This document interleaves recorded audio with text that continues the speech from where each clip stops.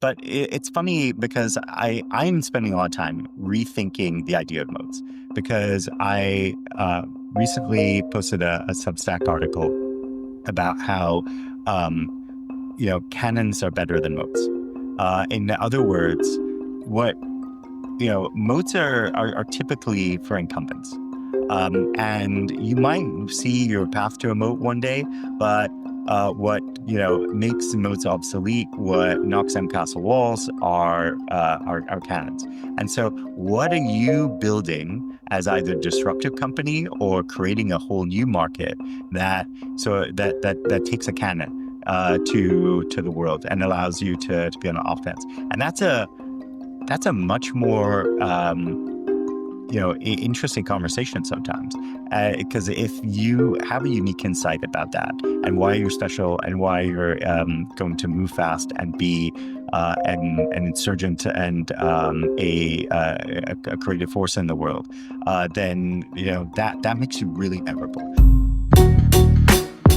I'm Brandon Reed, and you're listening to Ready, Set, Startup, a podcast that brings you industry-tested perspectives from leaders working in all areas of the startup lifecycle, so you can learn from the wisdom that they've gained over years in their fields of expertise and apply it in your own entrepreneurial journeys. Let's get into it.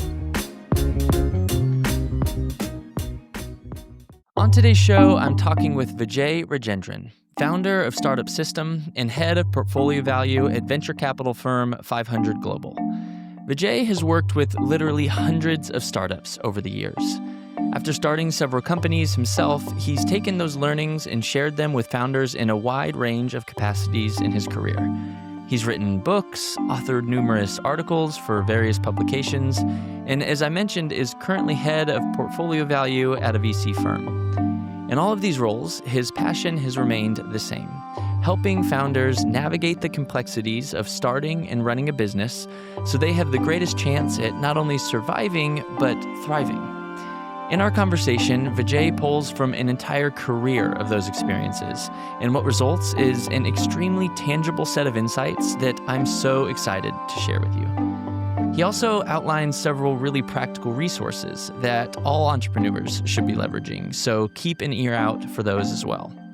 But before he founded his companies and became a successful investor, he found himself smack in the middle of a really exciting but tenuous time for entrepreneurs, the dot-com boom of the 90s. I caught the entrepreneurship and the startup bug when I was in college. So I was, really intrigued by everything that was happening in the 90s with the sort of internet 1.0, as we now call it, by the time, new kinds of business models, new kinds of things, and really, enjoyed a lot of my traditional sort of business school classes that I was taking as an undergraduate, but felt like it was, as often business school curriculums can be, like trapped a decade before. It was kind of like still focused on different types of business models and a way of creating value that was shifting in the work. And then one summer, I had the amazing experience to work at a venture leasing company, and we were leasing servers to startups, because then they were trying to start a website and there was no cloud. You had to buy some servers and then host your own website. And then if it was successful, then your website went down and you had to buy more servers. And these cost hundreds of thousands of dollars. And people didn't want to, of course, spend their precious equity on that. So this was actually a great way to look at a whole lot of companies. And then I got really excited by that. And then subsequently went to New York, worked for an agency that did marketing and business planning and other support for startups. Dot-com bubble collapsed. And then I joined the Peace Corps, and I was working in microfinance in Cameroon in West Africa. And, went back to graduate school, did something with my degree in consulting, and then quit after I moved to San Francisco to start Hungry Globetrotter, which was a gourmet commerce company, which was really exciting. learned a lot of lessons the hard way about shipping physical things, and about unit economics. So that I had a ton of fun with that company, but it did not scale. So then I went to work for from called Jump Associates, working with very entrepreneurial leaders around opening new markets and but also launching new products and services at this human-centered design firm. And then afterwards, found my way to BBVA, where we created a digital business group to build, buy, partner, and investment fintech, where I incubated one of the first digital banks for small business, which became Aswa, and then subsequently worked with a lot of entrepreneurs and residents to create a number of new startups.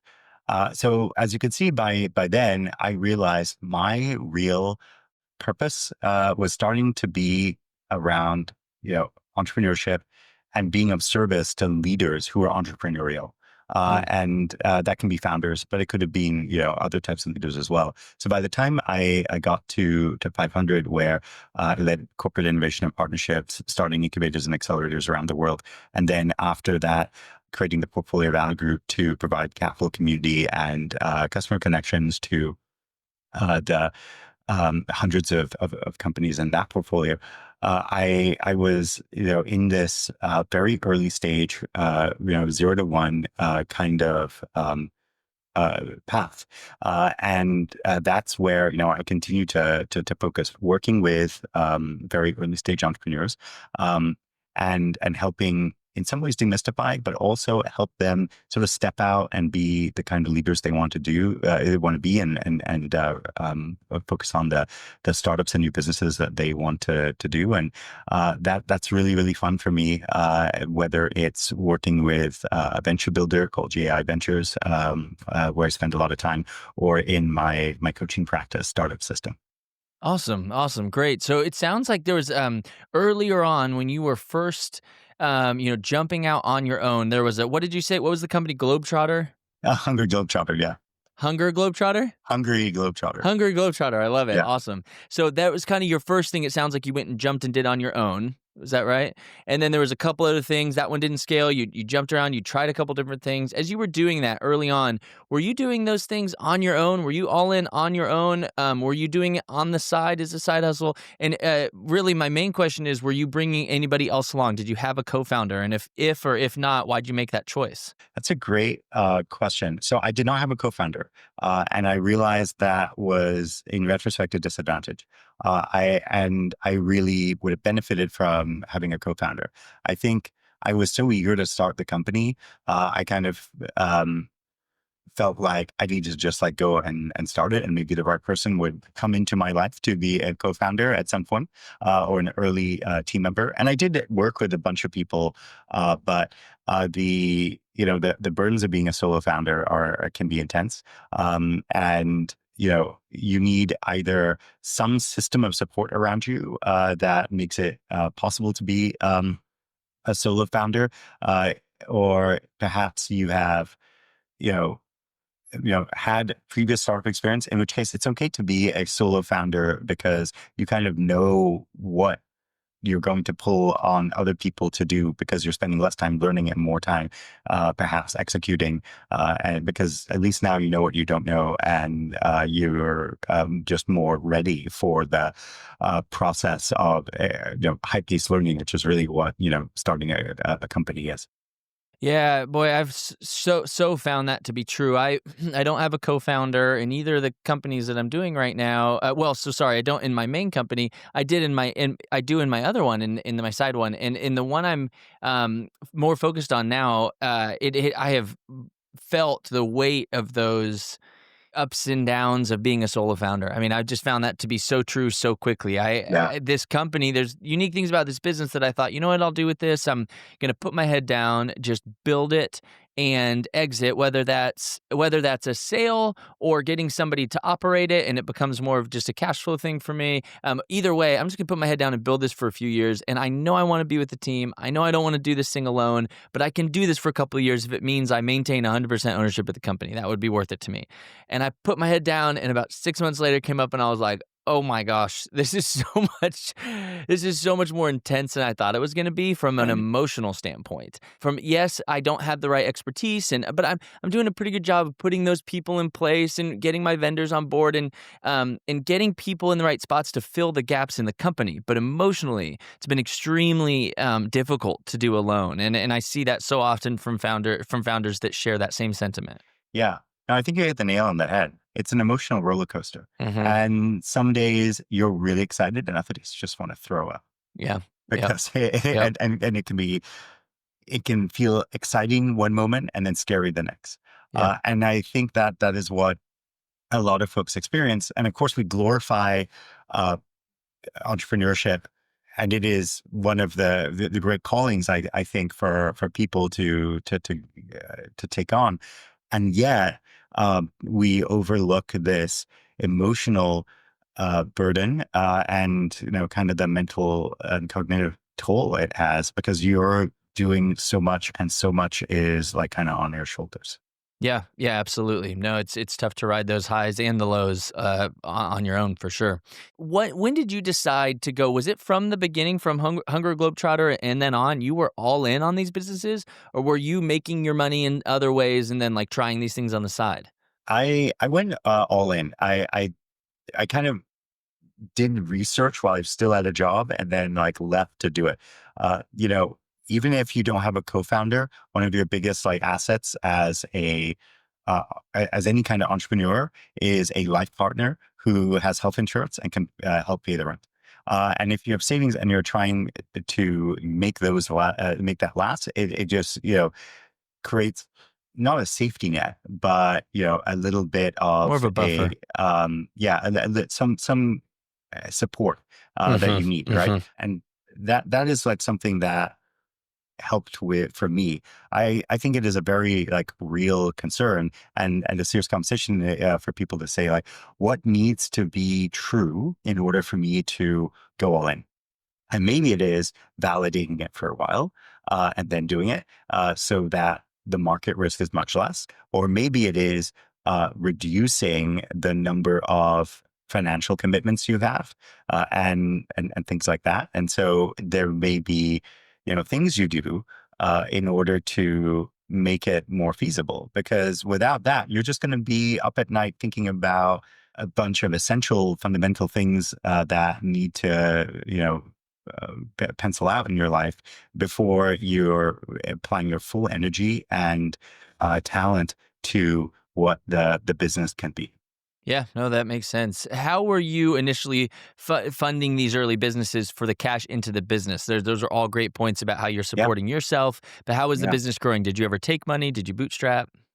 Bootstrap plus friends and family in the first one, and then we were incubated inside of a corporate venture studio. So with so that was a very different, set of resources that were available. But with the risk that, of course, they can also go away. So that's like some of the two extremes that I've experienced. At the same time, working with a lot of companies that figure out how to get to some stage of a product and early revenue and show traction, and then get an accelerator round, or you get angel round, that being an angel investor, and worked in a first check in venture firm too. Um, those are like different sets of outcomes, and you get there when you find people who are willing to like take the bet early because they see something in you and this idea, and the timing works out for them. Yeah, no, yeah, that's good. Let's talk a little bit about. I know you've done a lot of different things, but either pull from a specific Mm. experience or company that you feel will be most applicable for these answers, or you can pick and choose. But let's narrow down on a couple of specific questions of some practicalities within a business and building it. So how did you find with any of your companies or pieces from each of how are you getting in front of your customers early on, your clients, your partners? What were the strategies you were putting in place to give yourself some of that market traction early? When I was doing a consumer company, It was very much about how do we create local momentum, and then how do we find people who are influencers in order to create like some energy and some momentum around the product and that we were just starting. And so at the beginning, I thought, oh, you know what? I'm just going to like put some money into to AdWords and see what happens. And that turned out to be a huge mistake.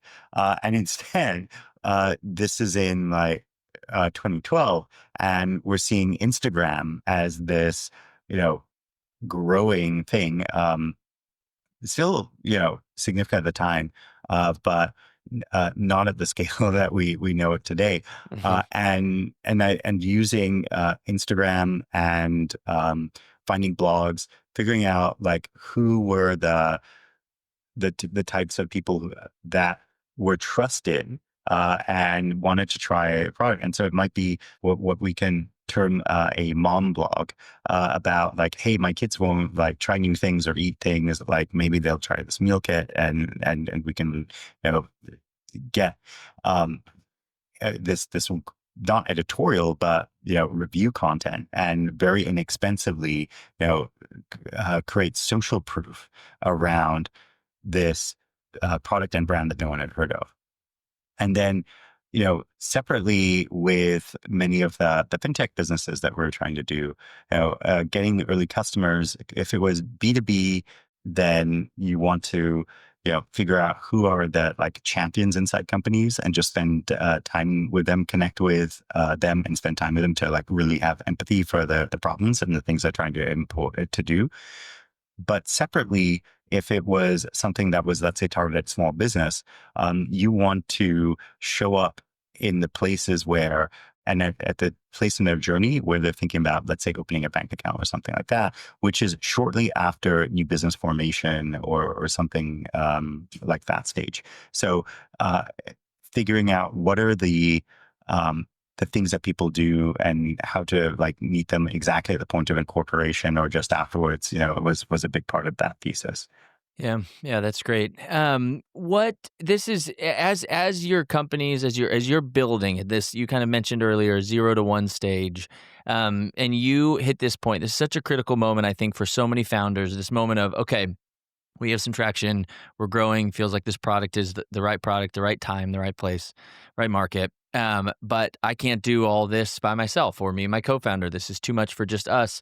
We got to start bringing people into this. We got to hire, and that's scary. It's hard because you start taking pieces of the pie that you're like, man, I need that piece of the pie. But then also, to find the right people, it's scary to trust and bring others, especially if you're providing equity for them early.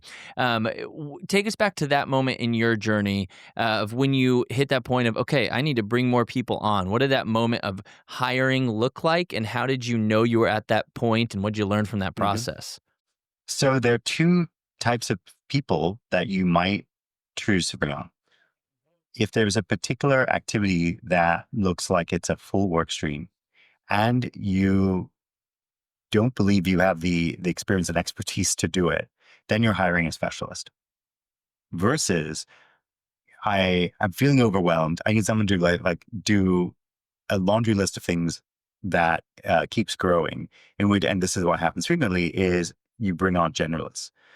And that can be a generalist even in a functional domain, like in finance or marketing or something like that. So the question is like, how do you want to manage these two groups differently? I think there's there is a huge growing opportunity to work with fractional leaders or fractional people who are willing to roll up and do the work. And so it is done for you, as opposed to, you know, generalists who may not know what the end result is, in which case now there's a new skill that a lot of first time founders and small business owners have to learn, which is how do I tell you, you know, what we're doing, why it matters, and what good looks like. Because too often it's a lot of, I need something done. I'm just going to hand it to you and I'm not giving any direction. And I don't know what I want till I see it. And I'm not going to share an example of what done well can be.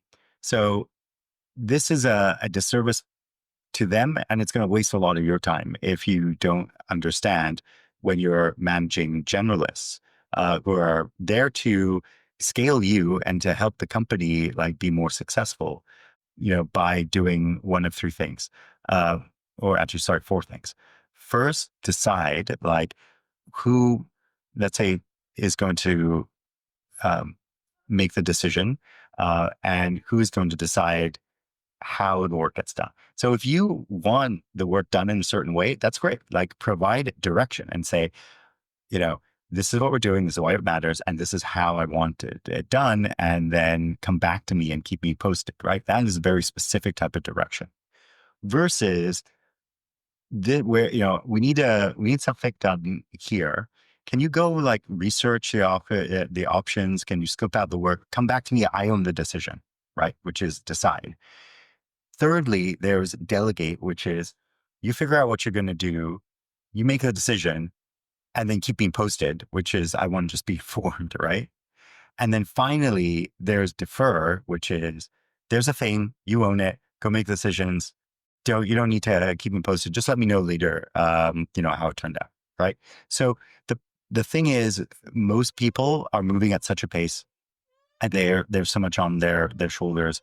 They don't necessarily get clear about what they want done in terms of making a decision, is it me or is it you, how they want to be informed. And of course, even how it needs to be done or they expect it to be done. And whether they do or don't have expectations or a request around any of those things, that's how you start to clarify.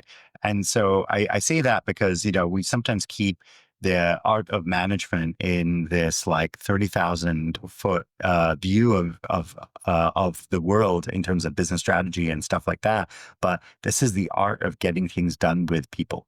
It is being able to be explicit for yourself first and then for others about, how it's going to be done, who owns the decision, how you want to be informed, and what good looks like. I really love that. I think that you breaking it down like that is really tangible, practical. I think that's really great and can be applied really easily. How do you, either in yourself and your businesses or in other companies that you're working with, other entrepreneurs, how do you suggest that founders should be thinking about differentiating themselves early on, carving out a moat for themselves, making themselves, their product, their company defensible?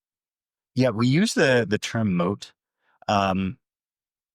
And we try and describe our businesses at the beginning having a moat. And a moat is something that develops over time. Maybe you have a bunch of data that's proprietary to you. Maybe you develop a brand, right? Or maybe you have intellectual property that matters, right? So it takes many, many years for, let's say, a company like Coca-Cola to have a brand that's worth tens of billions of dollars and like a secret formula, and of course, all the trade secrets and collected wisdom and process knowledge about institutionally about how to bottle and distribute a drink. And the reason I use Coke as an example is because the term moat is often attributed to Warren Buffett, and an investment he's held on to for probably 40 or 50 years is Coke stock. And the question of how we build a moat is kind of funny for like people on day one, because you don't have all those things, right? These things take decades to create. But you're going to In the get best asked, cases. especially for entrepreneurs taking capital and going Yeah, to raise capital, you get asked that question earlier, like, what is your sure. moat now? Like, how are you going to tell us, how are you Yeah, going to tell us that day one you're defensible so we don't lose our money, right. right? So the best thing to do is rephrase and say, moats are hard to build, but here's our path to moat, right? Our path to moat is we start here, and either with data, with brand, with network effects, with a customer feedback loop, we create areas of competitive advantage.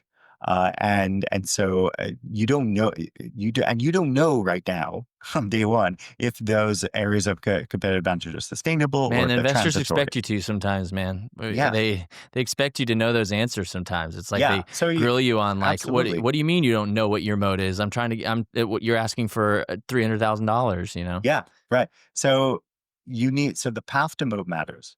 Yeah. Because if That's a you good way to phrase it. because too often, you like say, oh, well, our mode is X, Y, and Z. And then their next response is to say, oh, well, you know, Facebook has that or Meta has that data Right. or Yeah. yeah, Poke holes in the bottom of your or moat right. and drain it out. That's not your mode, right? Yeah. But it's funny because I'm spending a lot of time rethinking the idea of modes because I recently posted a Substack article about how cannons are better than moats. In other words, what moats are typically for incumbents. And you might see your path to a moat one day, but what makes moats obsolete, what knocks down castle walls are cannons. And so, what are you building as either disruptive company or creating a whole new market that takes a cannon Hmm. to I the like world that. and allows you to be on offense? And that's a much more interesting conversation sometimes, because if you have a unique insight about that and why you're special and why you're going to move fast and be an insurgent and a creative force in the world, then that makes you really memorable. And of course, it has to be grounded in reality. In the same way that you can say like, well, I have this moat, and of course you have nothing, you don't have many customers, and people don't know who you are, and things like that. That the your roadmap is on the way to like building a battery of cannons one day, in order to take on the world and capture value and replacing whatever is the way we do things now. I love it. Cannons versus moats. I think it's a really valuable way to think about it and different way to think about it. You said that's on Substack, an article you Yeah. just wrote. Hmm. Awesome, cool. I'll put that in the show notes. So, Awesome. what can you identify in any of the projects you've done and businesses you've grown, a really big bet that you had to take early on, that you had to take and undertake to grow your company? What did you learn in that process? Did the risk pay off? Take me back to that moment. So, one of the things we decided to do uh, when I was at BBVA and we were building a number of new businesses, is we had to make an important like choice in terms of like how we were building the architecture, and so the foundation below that of the digital bank that I alluded to before. And one of the things I look back on as like really glad that we did is we, did it on top of some APIs and tooling that was created internally. And this actually, at the beginning, seemed to fly in the face of like some lean startup methodology. Like you're supposed to just build that MVP as fast as possible and just learn from it. But in certain industries, particularly ones that are highly regulated, what you find is there's, in addition to market risk and technical risk, there's also compliance and regulatory risk. So you have to build things in a way that is responsible and in accordance with the law, and ultimately helps create trust, because people will be like, oh, this was built by this large financial institution. It's built by real people. It's not a fly by night company. Alternatively, one of the alternative providers, a startup that we're looking at, turned out later to have a lot of problems, shall we say, with compliance and risk, and things that were happening with customer accounts, and so forth. And that's like one of those risk factors. And you don't know that at the time because everything seems great and everything that's promised to you is good. But I look back on a choice that seemed like the slow path and the hard path, but it meant like both more control and surety and more trust that was possible to be developed with customers in the short term. And I mean, beyond that, I think, we might have replatformed or made other decisions in the future. But in that particular moment, that seemed highly ambiguous, and also, not in line with the popular lean startup thinking. I'm glad we made that difficult choice. Yeah, I think that's it's so hard. That whole lean methodology, lean startup methodology, is really really tough when you're just trying to build a business early on, because there are decisions that fly in the face of those things you're learning, especially in you made a great point in sectors that don't maybe fall into the typical pieces, the regulatory compliance. I mean, that there's some really difficult things there that might set you outside of what you read in the books, and to make those informed decisions on like, is that true here? Are we kidding ourselves here? Is it okay and wise to step outside of the norm or best practice here? Those are all things you have to weigh out, especially early on. You mentioned that you take funding, or that you took funding early from like friends and family, did a friends and family round. That you also did, like, I believe you said you took some from a small venture firm. Did you ever, as you were, I'm kind of headed into, we're building, establishing, now we're into kind of the scaling piece of your businesses, and you're trying to grow and scale. And as you did that, did you ever need to go back to the funding table and raise further rounds? Did you ever have to go through that? And what did you learn in that process? We did have to raise more money. And what I realized is, um, you know, if you ask for funding, you're going to get advice, and if you ask for advice, you're going to get funding. And that is kind of a cliche that was shared with me, and I totally got it like later, because too often we would, engage with people and say like, oh yeah, we're looking to raise this capital, or like partner with the right investors. And then people will be like, oh, if you just did this, you just did that, right? And then what I realized, and something I wrote about in my book, The Funding Framework, that came out this year, is what you're trying to do is find like-minded people who are really on thesis, and they want to go now, and they want you to get like going, and they're really attuned to this idea that you are that you're building something that needs to exist in the world. And that is particularly true of angel investors, but it's also true of VCs. And how that sort of plays out is, then you create momentum. You can talk to other investors like, hey, we've got interest from so-and-so, and we've got interest up to this amount, where we're not still at zero. We're not stuck on step one. And that is really important, I think, for creating the type of momentum and building partnerships and relationships with people who you want to have around in your life for many, many years, because these startups take a long time to build. And also you're going to have folks on your cap table, be your investors for years, and have to update them and hear from them, and all of that. So that's why you have to treat it like relationship. Okay. Yeah, totally. When you let's talk a little bit about culture. So when you're growing, when you're scaling, how are you, in your experience, and when you see and work with other entrepreneurs, how do you find that you best maintain that initial vision that you first set out to accomplish with the company? You start growing, you start adding other people, maybe you start taking money, you have a board, like these things start happening. How are you maintaining that initial vision you set forth to accomplish with the company, and keep the culture that you want while things like that are happening around you? The CEO has three jobs, and that they cannot fully delegate, right? So the the first one is you have to own the strategy. The second one is you own the culture, and And if you're the founder, you create it too.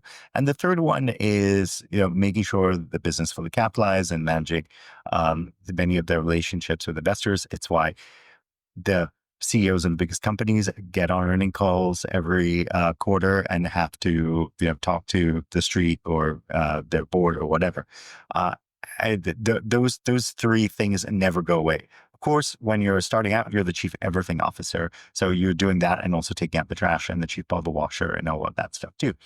But this is, really important. In other words, you create the culture and you own the culture, and you never stop owning the culture. Mm. And the thing about culture is it tends to be really defined by the first 10 to 20 people that you bring into the business.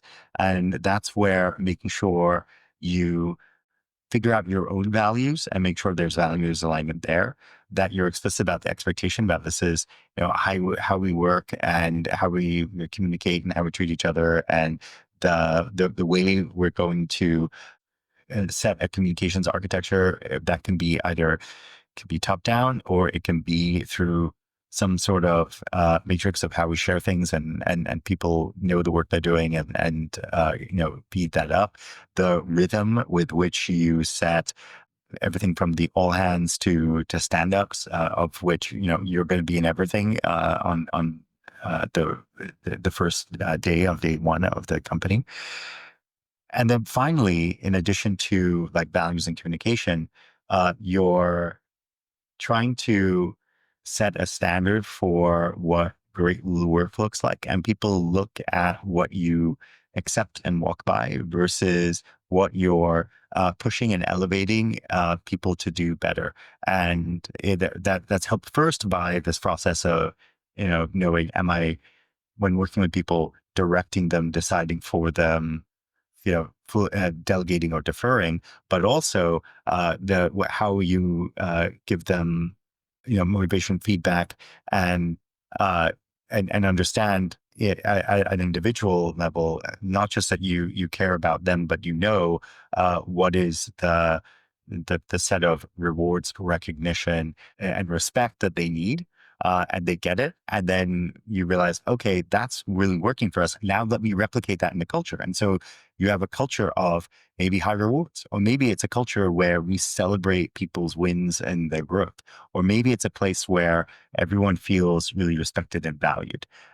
All those three things are not equal at every company, and and sometimes you find they're really lopsided. But those are the cultures that someone either intentionally or unintentionally has created, and therefore is like the business that they've got. Yeah, it's such a complex and nuanced topic, but I think there were some really, practical things there that you shared.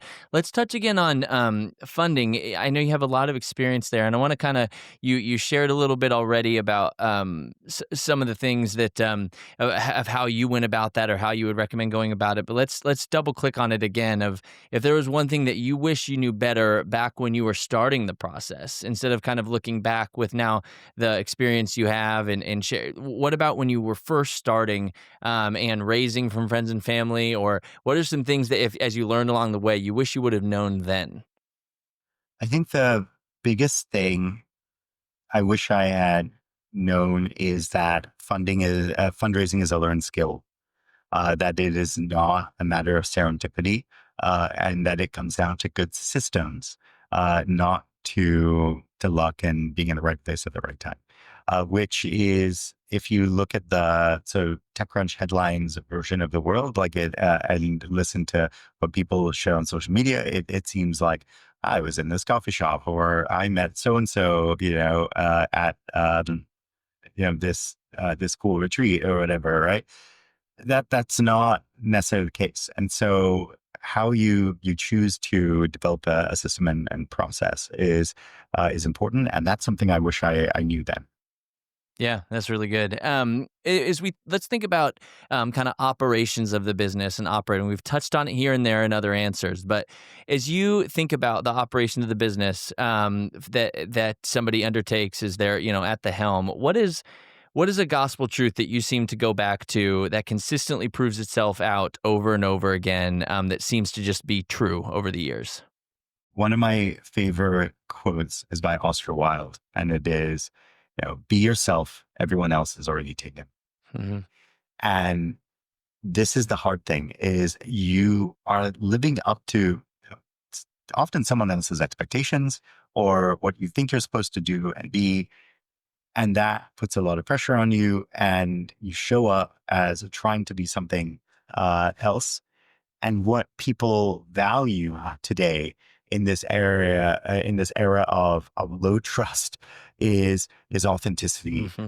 and being really real, because then two things happen. One, they they develop trust, and fundraising is a trust building exercise. And secondly, you are just like way more confident and dynamic and fun and and interesting, and you have people's attention.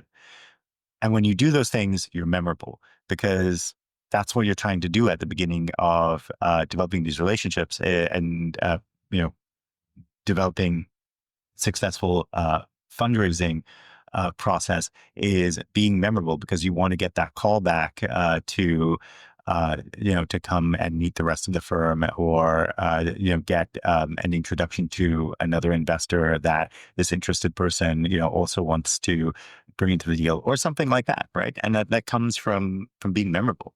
Yeah, no, that's really good. What would you say is a failure that still stings? What did you ultimately learn from that? I think there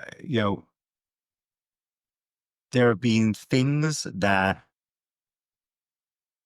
launched, and then I realized, you know, it came down to not listening to the customer. And so, it's too often we build things that we want for ourselves, and then assume like who the not just who the customer is, but like how they want to behave. And so I think that comes up with my first startup. So everybody has these never ending hangups that come with their first business, and because they're making all these fresh mistakes. And in my case, I realized I was marketing to people who had families, and making something easy in theory for them, and that they said they want, but that they didn't buy. And it took me a while to realize that. Also, like, I had this insight that something that looked like an Instacart type of integration with retail would make sense, but I didn't believe like I could build it, and so I didn't.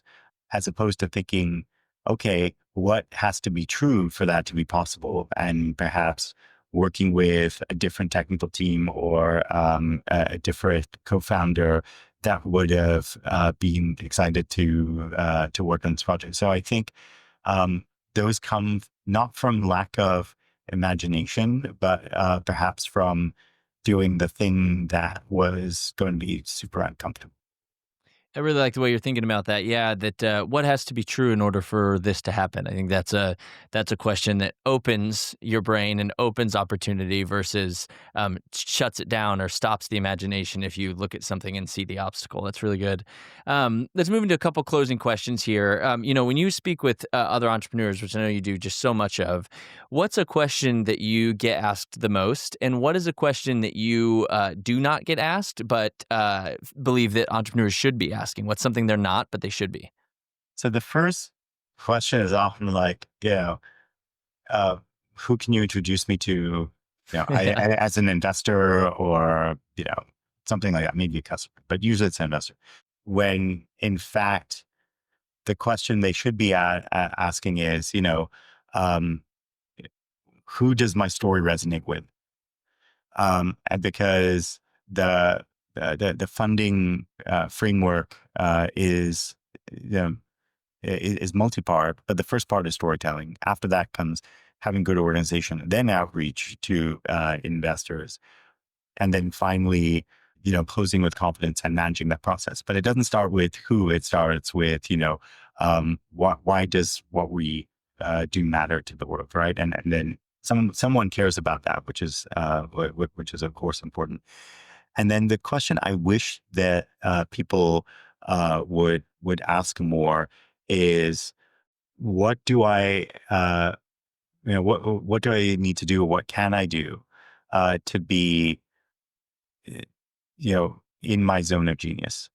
Because this is the hardest thing, going from chief everything officer to chief executive officer, is spending more and more time. It doesn't have to like be flipping a switch, but like incrementally, maybe 1% at a time, or more and more time in the things that you are just exceptional and gifted and have the superpowers.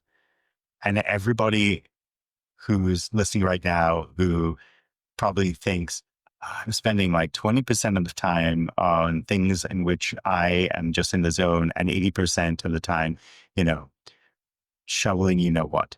And I think that is uh, the, the real thing is how do you unleash that? Because until you do, you're not bringing your full talent and energy to this endeavor that deserves to, benefit from what you can do. I love that zone of genius. I want to spend more time in my zone of genius. Right. That's great. That's great. That's what Don't it's we all all? about. So, what's that? Don't we all? Don't we all? Exactly. Imagine that you woke up at the start of your career. You have all the knowledge. You can retain all the knowledge that you've gained over your career, but you're just there at the very beginning and have all of it ahead of you. How do you spend your first week of that fresh start? Asking myself, what increases the surface area of opportunity, and what can I be doing right now to do that? Because you want to be in a place where just great, so creative collisions happen, whether it's meeting people or learning new skills or understanding a market. And for some people, that means they get a first job at an amazing employer that adds credibility and prestige and things like that to their brand, and to their resume, and hopefully great training alongside.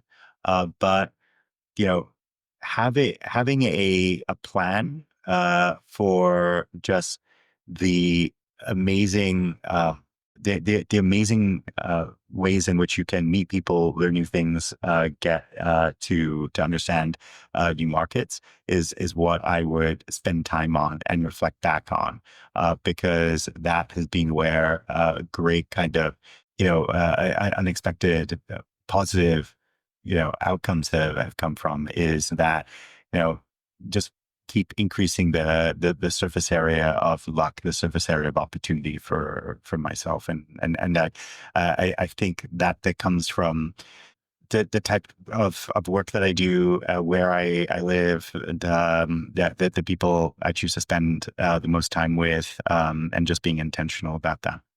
I love that. I love that term, surface area of opportunity. It's a tension of, you mentioned earlier that like funding in particular is not, it's not serendipity. It's not you just ran across somebody in a coffee shop. It's not just luck. It takes systems. It takes processes. You said, and I think that it's that balance, that tension of, it's the systems, it's the processes, it's the formality of those things that increase then that surface of area of like then serendipity can take place. And it looks like serendipity, but it's like structured serendipity. It's purposeful and intentional. You're intentional to increase the opportunity for those chance things to happen, those encounters, those conversations, those opportunities. And I love the way to think that you're thinking about that. Last point here, last question I have for you is, what would be one tool or quote or book, something that you found indispensable to you in your progress, either personally or professionally? Yeah, there are three books I recommend that people read related to startups. That is, The Hard Thing About Hard Things by Ben Horowitz, Zero Fun by Peter Thiel, also well known, and of course, Venture Deals by Brad Feld and Jason Mendelsohn, all excellent.